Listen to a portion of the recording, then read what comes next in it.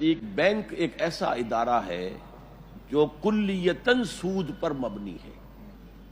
اس کی basic proposition کیا ہے؟ بیسک پروپوزیشن، ویسے بینک جو ہے ٹریڈنگ بھی کرتے ہیں اور بھی کام کر رہے ہیں، کمرشل بینکس ہیں، یہ ٹھیک ہے، لیکن بیسک کیا ہے؟ کم شرح سود پر آپ ڈپازٹس لیں، زیادہ شرح سود پر آپ ایڈوانس کریں، جو اس کا فرق ہے وہ آپ کی کمائی ہے۔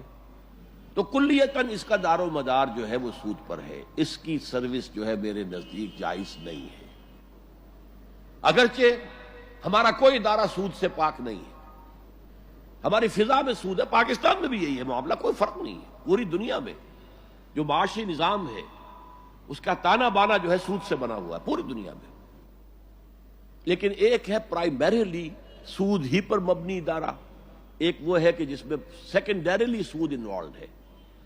کوئی کارخانہ ہے، اس کارخانے والے نے اوور ڈرافٹ لے رکھا ہے، آپ وہاں پر سروس کر رہے ہیں، کوئی محنت کر رہے ہیں، کوئی مزدوری کر رہے ہیں، تو ویسے تو آپ کہہ سکتے ہیں کہ وہ بھی انوالوڈ ہے اسی میں، تنخواہ تو وہیں سے مل رہی ہے، اسے اجرت وہیں سے مل رہی ہے، لیکن نہیں، یہ ثانوی درجے میں ہو جائے گا۔ تو اس اعتبار سے کوشش کی جائے کہ کم سے کم جہاں گہرائی ہو سود کی وہاں جایا جائے، مائیگریٹ کیا جائے زیادہ گہرائی والے سود سے کم گہرائی والے سود کی طرف۔